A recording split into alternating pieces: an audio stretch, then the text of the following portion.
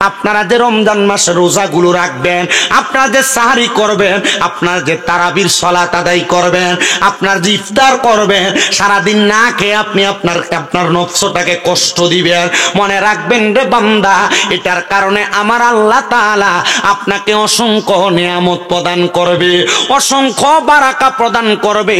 এই যে রমজান মাসে লাইলাতুল কদরের রাতে আপনারা সালাত আদায় করবেন, আল্লাহ তাআলা আপনাদেরকে অসংখ্য পরিমাণ বরকত রহমত দান করবে। নবী তো এভাবেও ঘোষণা দেয়, যেই ব্যক্তি বালেগ হওয়ার পর থেকে নিয়মিত রমজানের রোজাগুলা আদায় করে, সাহারি ইফতার তারাবির মাধ্যমে রমজান কাটায়, আমার আল্লাহ তাআলার জাহান্নামের আগুন তাকে স্পর্শ করবে না। সুবহানাল্লাহ পড়বেন। কিন্তু আমাদের সমাজের মানুষ রমজানের রোজা রাখবে, এ রমজানের রোজা না রেখে দোকানে শাটার লাগাই লাগে বাড়ি দিয়ে খায়, কালো কাপড় দেয়। কি কথা বলে না কেন? হ্যাঁ ঠিক বলবে না, মাটির উপরের দিকে ছুতু মারলে নিজের গায়ে পড়ে, চিন্তা করে হুজুর আমিও তো খাই, আছে না? এ কথা বলেন না কেন? এ রমজান মাস আসলে গ্যাস্ট্রিক বেড়ে যায়, রমজান মাস আসলে ডায়াবেটিস বেড়ে যায়, রমজান মাস আসলে রোগ বালা মুসিবত দেখা দেয়, হুজুর থাকতে পারি না, কিছুক্ষণ পর পর ওষুধ খাওয়া লাগে। কথা বলে না কেন? আছে না এমন জাতের মানুষ? কিন্তু দেখবেন মসজিদে ইফতার পার্টি দিলে আগে যায় এক কাতারে বসে। কথা বলে না কেন? ঠিক না? এ রমজান মাসে মসজিদে ইফতার পার্টি যদি হয়, তাহলে ইফতার পার্টিতে সামনের কাতারে থাকে। আমার সাথে এক হুজুর হবিগঞ্জে সিলেটে বাড়ি, উনি বলতেছেন আমি এক জায়গায় ইফতার মাহফিলে যায় দেখলাম এক মুরব্বী চাচা মুখে সাদা দাঁড়িয়ে সামনে এসে বসছে। তো সাদা দাড়িওয়ালা চাচারে আমি দেখলাম, আমি ইফতার মাহফিলে যাওয়ার আগে রাস্তার পাশে দাঁড়ায় দাঁড়ায় সিগারেট খাচ্ছে। কি খাচ্ছে? সিগারেট খাচ্ছে। আমি রমজান মাসে এটা দেখে আমি আফসোস করতে করতে আসতেছি, আরে মানুষটা এত মুরব্বী হয়ে গেছে, মারা যাবে 2 দিন পরে, কবরে যাবে, এখনো রোজা রাখে না, কি একটা মানুষ। আল্লাহ তাআলা এদেরকে যদি হেদায়েত দিত। আমি ইফতার মাহফিলে যায় দেখতেছি সামনে আমার সামনে বসে। পরে আমি আর তাকে কিছু বললাম না, দেখলাম যে মুখটার এমন ভাবে মুইসা আসছে, মনে হয় যে সে 3 দিন রোজা একটা না। হুজুর বলতেছে যে 3 দিন যে রোজা রাখছে, আমি তাকে ইফতারের পরে সবাই যখন চলে গেছে, আমি রাস্তায় হাঁটতে হাঁটতে ওনাকে দেখা আমি তার জিজ্ঞেলাম, কাকা আপনাকে আমি কিন্তু ইফতারের আগে আসরের নামাজের পরে দেখছি আপনি সিগারেট খাচ্ছেন, আপনি ইফতার মাহফিলের সামনে গিয়া বসলেন। আমার বলতেছে, আমাকে কি উত্তর দিছে জানেন? আমি জিজ্ঞেলাম কি উত্তর দিছে আপনাকে? আমাকে উত্তর দিছে, আমি রমজান মাসে রোজা রাখি না, আল্লাহ যদি আমার জিগায় ইফতার তো বরকত আছে ইফতারের ভিতরে, তুই রোজা রাখোস না, ইফতার তো করতে পারলি না। 2 নাম্বার, আল্লাহর কোন বান্দা যদি আমার আল্লাহ তাআলার প্রশংসা করে, শুকরিয়া আদায় করে, আমার আল্লাহ তাআলা ওই বান্দার যদি অভাব অনটন থাকে, ওই বান্দার অভাব অনটন গুলো দূর করে দেয়। 3 নাম্বার, ওই বান্দা যদি কোনো মুসিবতের মধ্যে থাকে, আল্লাহ তাআলার প্রশংসা, আল্লাহ তাআলার শুকরিয়া আদায় করার কারণে আমার আল্লাহ তাআলা ওই বান্দারে মুসিবত থেকে উদ্ধার করে দেয়, উদ্ধার করে দেয়, বিপদ থেকে উদ্ধার করে দেয়। 4 নাম্বার, ওই বান্দা যদি কঠিন কোন রোগে আক্রান্ত হয়, আল্লাহ তাআলার প্রশংসা করার কারণে আল্লাহ তাআলা বান্দাকে কঠিন রোগ থেকে শেফা দান করে, কঠিন রোগ থেকে মুক্তি দান করে। আপনি আমার আল্লাহকে ডাকেন না, আমার আল্লাহর প্রশংসা করেন না, আবার আপনি আপনার ঘরের মধ্যে বরকত চান, রহমত চান, রোগবালা মুসিবত মাপ চান, সম্পদ চান। আমি বলবো মুসলমান, যদি সম্পদ, রোগ বালা মুসিবত মাপ চান, আল্লাহ তাআলার অসংখ্য রহমত বরকত আপনি অর্জন করতে চান, তাহলে আপনার প্রয়োজন বেশি বেশি আল্লাহ তাআলার শুকর গুজার করা। আল্লাহ তাআলার শুকর গুজারকারী বান্দা দুনিয়াতে 10টা নিয়ামত দুনিয়া এবং আখিরাতে পায়। 5 নম্বর নিয়ামত, আমার আল্লাহ তাআলা বান্দাকে দুনিয়ার জমিনের মধ্যে ঈমানের সাথে মৃত্যু প্রদান করবে, ঈমানের সাথে। ও মুসলমানেরা, ঈমানের সাথে মৃত্যু কেমন মৃত্যু আপনি কি জানেন? ঈমানের সাথে মৃত্যু যখন হয়, বান্দা মারা যাওয়ার সময় কোনো কষ্ট হয় না। আজরাইলে বান্দার বুকের মধ্যে হাত দেয় রূহ নেওয়ার জন্য, কিন্তু বান্দার রূহ নিতে পারে না। বান্দার কপালে হাত দেয় রূহ নেওয়ার জন্য, পারে না। ডান দিকে হাত দেয় নেওয়ার জন্য, রূহ পারে না। বাম দিকে হাত দেয় রূহ নেওয়ার জন্য, পারে না। কারণ ঈমানদার বান্দা যখন মারা যাবে, মারা যাওয়ার সময় কালিমা পড়ে ইন্তেকাল করবে।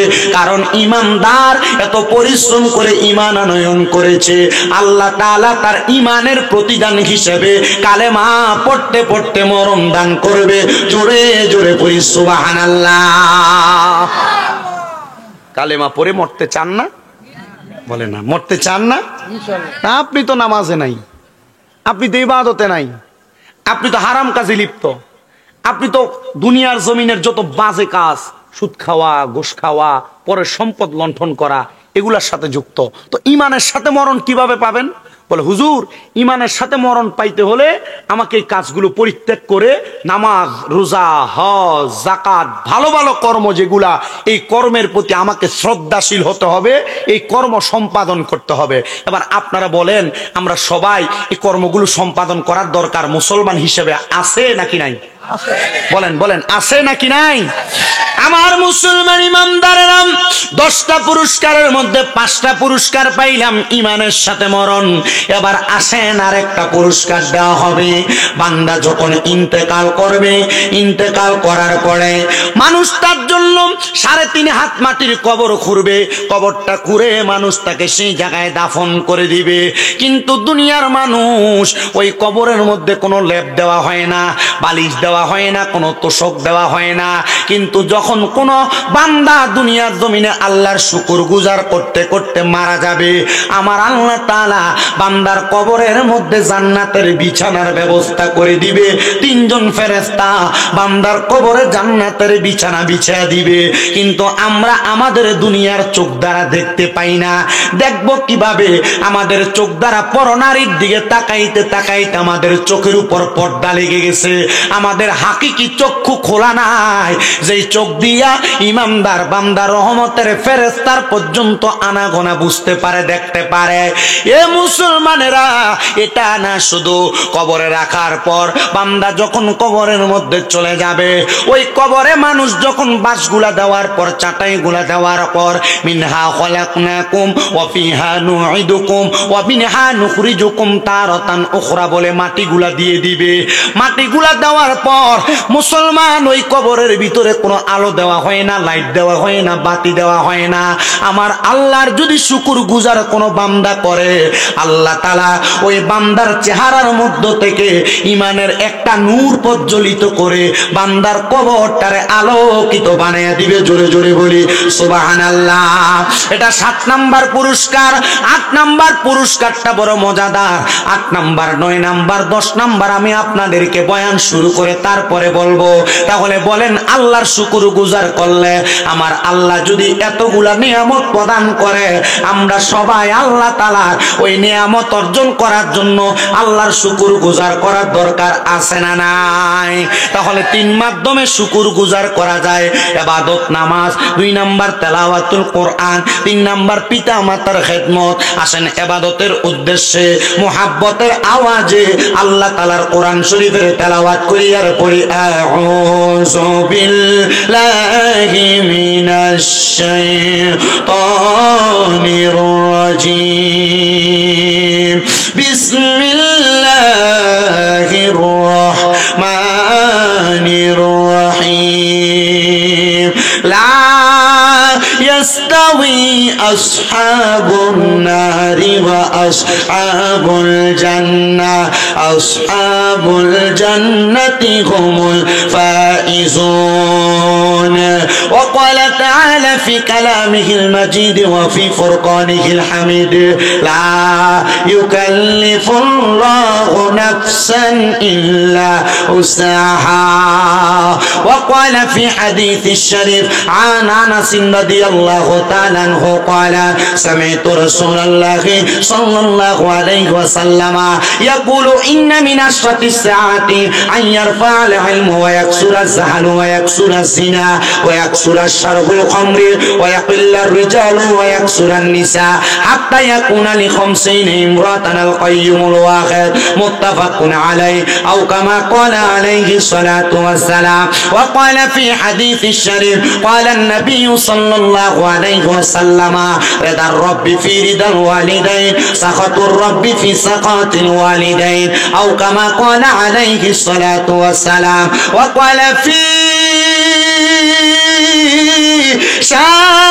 شان حبيبه ومحبوبه ومعشوقه مخبرا وعامرا: إن الله وملائكته يصلون على النبي يا أيها الذين آمنوا صلوا عليه وسلموا تسليما اللهم صل على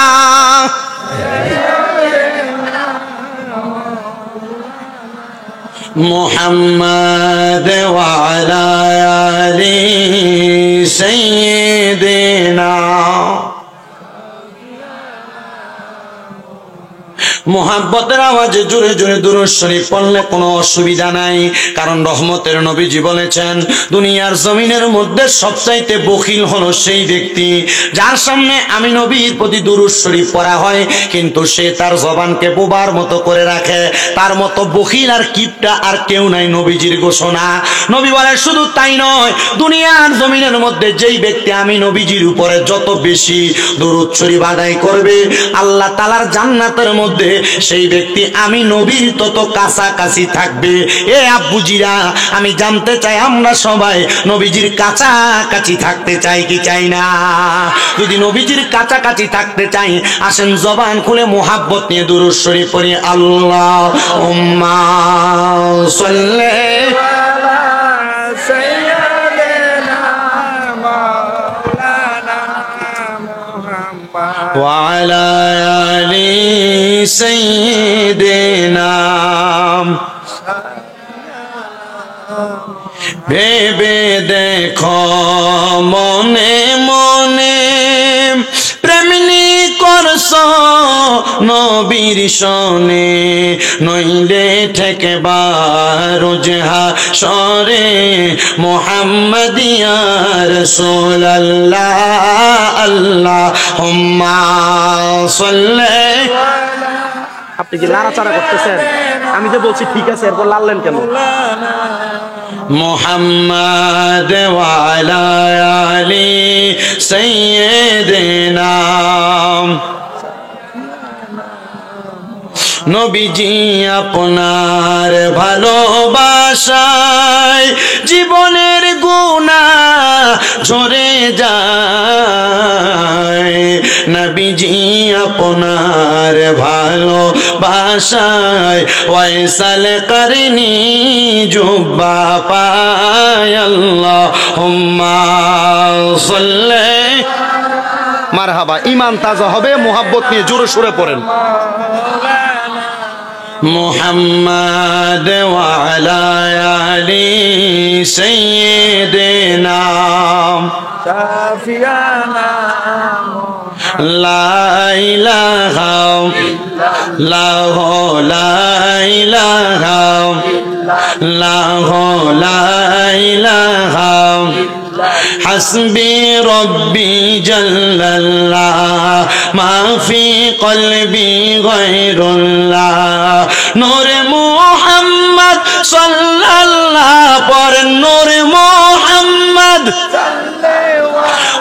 لا إله إلا الله لا إله لا إله বন্ধু নামাজে রোজা ছাইরো না, মা বাবার খেদমতে ছাইরো না। বলেন নামাজে রোজা ছাইরো না, কেহ মা বাবার খেদমত ছাইরো না। আমার নবীর দরুদ বইল না, আমার নবীর দরুদ। আমার নবীজি তোমায় ভুলবে না। লা ইলাহা ইল্লাল্লাহ লা ইলাহা। আইরে না মা অনেক দূরে মদিনা, আমরা কেমনে যাব জানি না। আপনারা বলেন আমরা সবাই মদিনা যাইতে চাই কি চাই না? এ মুসলমান, মদিনা যদি যাইতে চান একটু মোহাব্বত নিয়ে আল্লাহ তাআলার জিকির করবেন, নবীজির স্মরণ করবেন। কারণ মদিনা যেই ব্যক্তি যাইতে পারে তার ভাগ্য বড় ভালো। কারণ রহমতের নবীজি বলেছেন মানজারা কবরি ওয়াজাবাত লাহু শাফাআতি ইয়াউমাল কিয়ামা। যেই ব্যক্তি আমি নবীর রওজা জিয়ারত করলো তার জন্য সুপারিশ করা আমি নবীর জন্য ওয়াজিব হয়ে যায়। আরে নবী যদি আপনার জন্য সুপারিশ করে কবরে যাওয়ার পর আপনার জান্নাত নিশ্চিত হয়ে যাবে। আমি আসার সাথে সাথে আমার আবুল কালাম হুজুর আমাকে বলে, হুজুর আপনার মাথায় না লম্বা চুল ছিল, বাবরি চুল, চুলগুলা কোথায় গেল? আমি বললাম, হুজুর বেশি দিন হয় না মক্কা মদিনা থেকে আসছি। এ আব্বুজি, ওই মক্কা মদিনা যাওয়ার পরে আমি সর্বপ্রথম মক্কায় যাওয়ার আগে মদিনাতে গিয়েছি। মদিনায় যাওয়ার পর আমি একটানা 7 দিন পর্যন্ত 5 ওয়াক্ত নামাজের পরে আমার রসুলে পাকের রওজা মুবারকের মধ্যে আমি সালাম দিয়েছি। 8ম দিন যখন আমি নবীজির রওজা মুবারক থেকে চলে আসব মক্কার উদ্দেশ্যে, আমি আমার নবীজির রওজা মুবারকের দিকে প্রবেশ করতেছি। বাবু সালাম একটা দরজা আছে, ওই দরজা দিয়ে প্রবেশ করার সময় আমি তাকে দেখলাম যত আল্লাহর বান্দা নবীর উম্মত আছে সবাই চোখের পানিগুলো ছেড়ে দিয়ে দিয়ে দিয়ে কান্না করতেছে। আমি আমার সাথে একজন ভাইজানকে প্রশ্ন করলাম, আপনার চোখে কেন পানি দেখা যায়? উনি আমাকে বলে, হুজুর আপনার চোখেও তো পানি দেখা যায়, আপনি কেন কান্দেন? তখন আমি বুঝতে পারলাম নবীর কোন প্রেমিক, নবীর যে কোনো প্রেমিক যদি আসে রওজার সামনে, তখন সেই ব্যক্তি তার চোখের পানি আটকে রাখতে পারে না, চোখের পানিগুলো নিজে নিজে নিচের দিকে পড়তে থাকে। আমি আমার নবীজির রওজার সামনে দাঁড়ায় দাঁড়ায় বলছি, ওগো আল্লাহর হাবিব, আমি মনে মনে নিয়ত করেছিলাম যেদিন আমি হাদিস শরীফ পড়ছি আপনি নবীর রওজা জিয়ারত করলে জীবনের গুনাহ মাফ হয়, আপনি নবীর রওজা জিয়ারত করলে আপনি নবীর সুপারিশ লাভ করে জান্নাতে যাওয়া যাবে। এদিন আমি নিয়ত করেছি আমি আমার মরণের আগে একবার আমি মদিনা শরীফ জিয়ারত করার জন্য আসব। ও নবী, এত তাড়াতাড়ি যে আমার আল্লাহ তাআলা আমার দোয়া কবুল করবে আমি বুঝতে পারি নাই, কারণ আল্লাহ রহিম, আল্লাহ রহমান, আল্লাহ কুদ্দুস, আল্লাহ জব্বার, আল্লাহ চাইলে যে কোনো সময় বান্দার যে কোনো আশা পূরণ করতে পারে। ওগো আল্লাহর হাবিব মুহাম্মাদুর রাসূলুল্লাহ, আমি আপনার রওজার সামনে আইসা আমার মনে বড় শান্তি লেগেছে, কারণ আমি আরেকটা হাদিস শরীফও তেলাওয়াত করে শুনেছি। নবী আমার বলে, দুনিয়ার জমিনের ভিতরে কেউ যদি মসজিদে নববী মদিনা শরীফের মধ্যে মাত্র 1 ওয়াক্ত নামাজ পড়ে, তার 1 ওয়াক্ত নামাজের সওয়াব 50,000 ওয়াক্ত দেওয়া হবে। বাচারি গ্রামের মসজিদে 1 ওয়াক্ত নামাজ পড়লে 1 ওয়াক্তের সওয়াব পাবেন, কিন্তু মদিনা শরীফের মধ্যে 1 ওয়াক্ত নামাজ পড়লে 50,000 ওয়াক্তের সওয়াব পাবেন। কোন দিন আপনি 50,000 ওয়াক্ত নামাজ পড়বেন আমি জানি না। মুসলমান ও আমার পর্দার অন্তরালের আমার আম্মুজিরা, একটু অন্তরের কানটা লাগাইয়া শুনবেন, মরণের আগে যেন একবার মক্কা মদিনা যাইতে পারেন। আমি রসুলে পাকের রওজার সামনে বলেছি, ইয়া রাসূলুল্লাহ, আপনি নবীকে দেখলে তো দোজখের আগুন হারাম হয়ে যায়। ও মায়ার নবী গো, আমি যেন মরণের আগে আপনি নবীজির একবার দিদারে মুস্তফা পাই। আপনার দিদার পাইলে আমার আর কোনো চাহিদা থাকবে না, আর কোনো আশা থাকবে না, স্বপ্ন থাকবে না। আরেকটা কথা আমি বলেছি, ও মায়ার নবী, আপনার কত উম্মতেরা বাংলাদেশের জমিনে আপনি নবীর রওজা মুবারকে আসার জন্য কান্নাকাটি করে, টাকার জন্য আসতে পারে না, সম্পদের জন্য আসতে পারে না। এরে আমার বাবাজিরা, আপনি মারা গেলে আপনার সম্পদ আপনার সন্তানেরা ব্যবহার করবে, আপনার আত্মীয় স্বজনরা ব্যবহার করবে। আপনি আপনার সন্তানের জন্য 2-3 লাখ টাকা একসাথে হইলে জায়গা জমি কিনে রাখেন, আপনার সন্তানের জন্য ব্যাংকের মধ্যে জমা দিয়ে রাখেন, কিন্তু আপনি তো বুঝেন না এই টাকা দিয়া যদি আপনি মক্কা মদিনা যাইতেন হজ করার জন্য, আমার আল্লাহ তাআলার কাবা ঘরের গিলাফ ধরে ধরে যদি দোয়া করে আসতেন, আল্লাহ তাআলা এর চাইতে বেশি সম্পদ আপনার সন্তানকে দান করত। কিন্তু আপনি তো আল্লাহর কাবা ঘরে যাইতে মন চায় না, বলে হুজুর মন চায় আমি যাই না, টাকা খরচ হয়ে যাবে। না রে বাবা, আপনার বাচারি গ্রামের মসজিদে 1 ওয়াক্ত নামাজ পড়লে 1 ওয়াক্তের সওয়াব হবে, কিন্তু মক্কা শরীফের মধ্যে 1 ওয়াক্ত নামাজ পড়লে 1 লক্ষ ওয়াক্তের সওয়াব হবে। মনটা কি চায় না রে বাচারি গ্রামের আমার বাবারা ওই মক্কায় যায়া একটু নামাজ আদায় করার জন্য? বলে হুজুর মন তো চায়, চাই, কিন্তু আমার সম্পদে কুলায় না। আমি বলবো রে বাবা, যদি সম্পদে না কুলায়, মরণের আগে নিয়ত করবা আল্লাহ যেন তোমার ঘুমের ঘরে রহমতের নবীকে তোমার স্বপ্নে দেখায়া দেয়।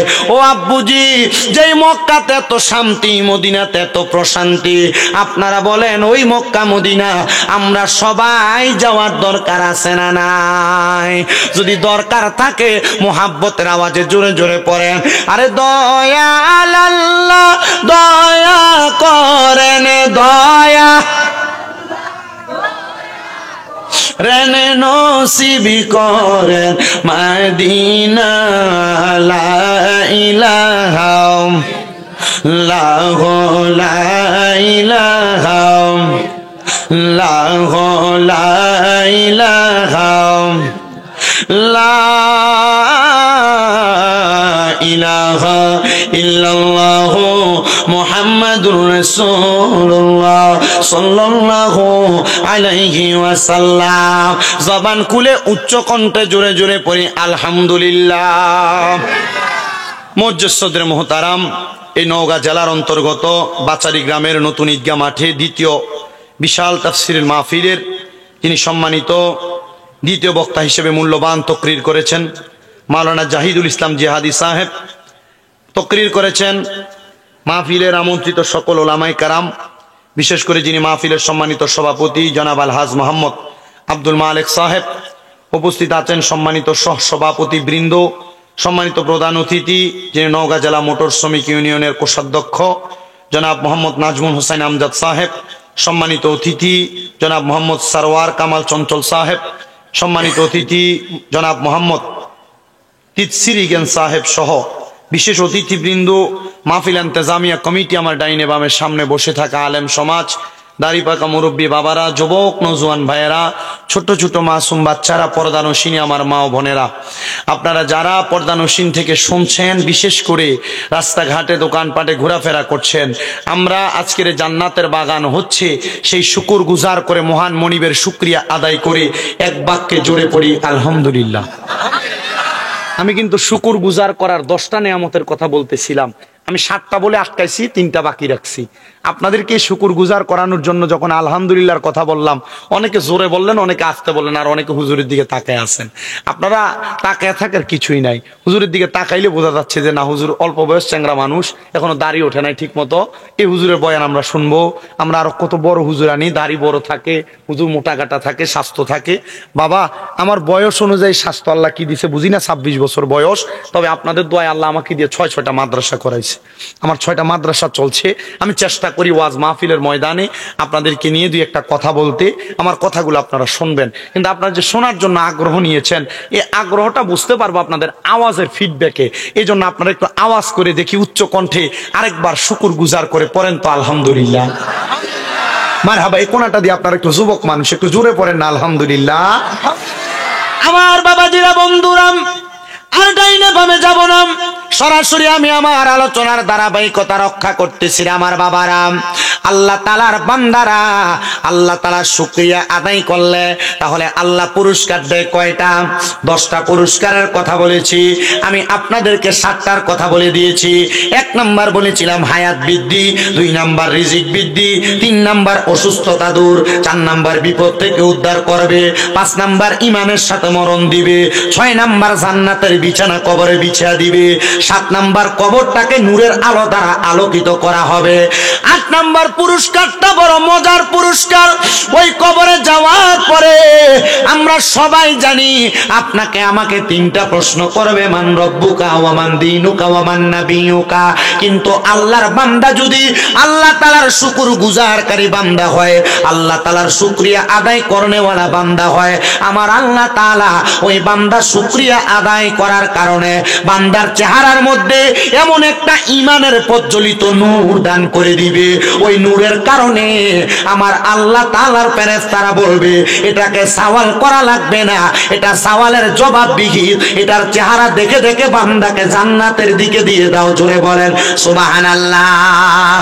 এই দুনিয়ার মুসলমান, এই আমার নওগাঁ বাচ্চা বাচ্চারি গ্রাম এলাকার বাবাজিরা, আশেপাশে এলাকা থেকে আগন্ত মুসলমানেরা, এবার আপনার সওয়ালের জবাব সহজ হইয়া আপনারে কোনো প্রশ্ন করা হবে না। কিন্তু 9 নাম্বার একটা জায়গা আছে আমাদের জন্য, সেটা হলো বড় ভয়ঙ্কর। নবী গো, ওই ভয়ঙ্কর জায়গাটা কোন জায়গা? বলে হাসরের ময়দান। ওই হাসরের ময়দান এমন উত্তপ্ত হবে, তামা প্রজ্বলিত আগুন থাকবে, মানুষগুলো ওই তামা প্রজ্বলিত আগুনের মধ্যে হাঁটা চলা করবে। আবার কোন কোন বর্ণনায় নবী আমার বলেছে, হাসরের ময়দানের একটা অংশের মধ্যে ঘামের সাগর থাকবে, ঘামের সাগর। মানুষ ঘামের সাগরের মধ্যে নাভি পরিমাণ থাকবে, কারোর বুক পরিমাণ থাকবে, কেউ ঘামের সাগরের মধ্যে সাঁতার কাটবে। এ আল্লাহর বান্দারা, কেমনে গো তুমি এই ঘামের সাগরে সাঁতার কাটবা? তোমার কি মনটা গলে না? তোমার কি মনটা চায় না আল্লাহ তাআলার পেয়ারা হাবিবের লাওয়ায়ে হামদের পতাকার নিচে জায়গা করে নিতে? লাওয়ায়ে হামদের পতাকা এমন সম্মানিত পতাকা, মাকামে মাহমুদ নামক জায়গার কাছেই লাওয়ায়ে হামদের পতাকা থাকবে।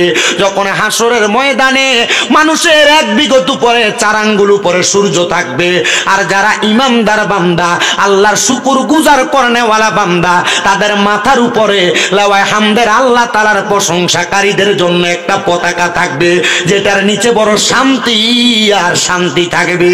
এবার আপনারা বলে, আমরা সবাই সেই শান্তি অর্জন করতে চাই কি চাই না? এটা 9 নাম্বার পুরস্কার। তবে 10 নাম্বার পুরস্কারটা বড় প্রশান্তিময় পুরস্কার। বলে হুজুর, কেমন প্রশান্তিময় পুরস্কার?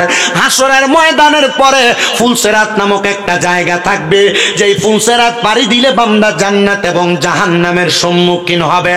ফুলসেরাত পাড়ি দিতে পারলেই জান্নাতের দেখা পাবে, আর পাড়ি নিয়ে দিতে পারলে ওই ফুলসেরাতের নিচেই আল্লাহ তাআলার সবচাইতে নিকৃষ্ট জাহান্নাম হাবিয়াকে আল্লাহ সাজাইছে। এমন উত্তপ্ত জাহান্নাম, ওই উত্তপ্ত জাহান্নামটা আমার আল্লাহ তাআলা সাজায়া বান্দারে হাসরের ময়দান থেকে ফুলসেরাতের সামনে নিবে। যদি বান্দা ইমানদার হয়, আল্লাহর শুকর গুজারকারী হয়, আমলওয়ালা হয়, ইমানের দৌলতে ধনী হয়, বান্দা ফুলসেরাতের পারে যায় ডান পাটা রাখবে, পড়বে বিসমিল্লাহির রহমানির রহিম। বান্দা ডান পাটা রাখার সাথে সাথে আলহামদুলিল্লাহ বলে বাম পাটা উঠে দেখবে বান্দা ফুলসেরাতের ওই পারে পার হয়ে গেছে। আর বান্দাকে আল্লাহ তাআলার অসংখ্য ফেরেশতারা আহলান ওয়া সাহালান মারহাবান মারহাবান দুয়ুফুল্লাহ, আল্লাহর মেহমান বলে জান্নাতের দিকে স্বাগতম জানায়া জানায়া নিয়ে যাবে। জোরে জোরে পড়েন সুবহানাল্লাহ। এই যে রমজান মাস আসতেছে সামনে, আপনারা যে রমজান মাসে রোজাগুলো রাখবেন, আপনারা যে সাহারি করবেন, আপনারা যে তারাবির সালাত আদায় করবেন, আপনার যে ইফতার করবেন, সারাদিন না খেয়ে আপনি আপনার নফসটাকে কষ্ট দিবেন, মনে রাখবেন রে বান্দা, এটার কারণে আমার আল্লাহ তাআলা আপনাকে অসংখ্য নিয়ামত প্রদান করবে, অসংখ্য বারাকা প্রদান করবে। এই যে রমজান মাসে লাইলাতুল কদরের রাতে আপনারা সালাত আদায় করবেন, আল্লাহ তাআলা আপনাদেরকে অসংখ্য পরিমাণ বরকত রহমত দান করবে। নবী তো এইভাবেও ঘোষণা দেয়, যেই ব্যক্তি বালেগ হওয়ার পর থেকে নিয়মিত রমজানের রোজাগুলা আদায় করে, সাহারি ইফতার তারাবির মাধ্যমে রমজান কাটায়, আমার আল্লাহ তাআলার জাহান্নামের আগুন তাকে স্পর্শ করবে না। সুবহানাল্লাহ পড়বেন। কিন্তু আমাদের সমাজের মানুষ রমজানে রোজা রাখবে, এ রমজানে রোজা না রেখে দোকানে শাটার লাগাই লাগে বাড়ি দিয়ে খায়, কালো কাপড় দেয়। কি কথা বলে না কেন? হ্যাঁ ঠিক বলবে না, মাটির উপরের দিকে ছুতু মারলে নিজের গায়ে পড়ে। চিন্তা করো, হুজুর আমিও তো খাই, আছে না? এ কথা বলেন না কেন? এ রমজান মাস আসলে গ্যাস্ট্রিক বেড়ে যায়, রমজান মাস আসলে ডায়াবেটিস বেড়ে যায়, রমজান মাস আসলে রোগ বালা মুসিবত দেখা দেয়। হুজুর থাকতে পারি না, কিছুক্ষণ পর পর ওষুধ খাওয়া লাগে। কথা বলে না কেন? আছে না এমন জাতের মানুষ? কিন্তু দেখবেন মসজিদে ইফতার পার্টি দিলে আগে যে এক কাতারে বসে। কথা বলে না কেন? ঠিক না? এ রমজান মাসে মসজিদে ইফতার পার্টি যদি হয়, তাহলে ইফতার পার্টিতে সামনের কাতারে থাকে। আমার সাথে এক হুজুর হবিগঞ্জে সিলেটে বাড়ি, উনি বলতেছেন, আমি এক জায়গায় ইফতার মাহফিলে যায় দেখলাম এক মুরব্বী চাচা মুখে সাদা দাঁড়িয়ে সামনে এসে বসছে। তো সাদা দাড়িওয়ালা চাচারে আমি দেখলাম, আমি ইফতার মাহফিলে যাওয়ার আগে রাস্তার পাশে দাঁড়ায় দাঁড়ায় সিগারেট খাচ্ছে। কি খাচ্ছে? সিগারেট খাচ্ছে। আমি রমজান মাসে এটা দেখে আমি আফসোস করতে করতে আসতেছি, আরে মানুষটা এত মুরব্বী হয়ে গেছে, মারা যাবে 2 দিন পরে, কবরে যাবে, এখনো রোজা রাখে না, কি একটা মানুষ। আল্লাহ তাআলা এদেরকে যদি হেদায়েত দিত। আমি ইফতার মাহফিলে যায় দেখতেছি সামনে, আমার সামনে বসে। পরে আমি আর তাকে কিছু বললাম না, দেখলাম যে মুখটা এমন ভাবে মুইসা আসছে, মনে হয় যে সে 3 দিন রোজা একটা না। হুজুর বলতেছে যে 3 দিন যে রোজা রাখছে। আমি তাকে ইফতারের পরে সবাই যখন চলে গেছে, আমি রাস্তায় হাঁটতে হাঁটতে ওনাকে দেখা আমি তার জিজ্ঞেলাম, কাকা আপনাকে আমি কিন্তু ইফতারের আগে আসরের নামাজের পরে দেখছি আপনি সিগারেট খাচ্ছেন, আপনি ইফতার মাহফিলের সামনে গিয়া বসলেন। আমার বলতেছে, আমাকে কি উত্তর দিছে জানেন? আমি জিজ্ঞেলাম, কি উত্তর দিছে আপনাকে? আমাকে উত্তর দিছে, আমি রমজান মাসে রোজা রাখি না, আল্লাহ যদি আমার জিগায় ইফতার তো বরকত আছে ইফতারের ভিতরে, তুই রোজা রাখোস না, ইফতার তো করতে পারলি না।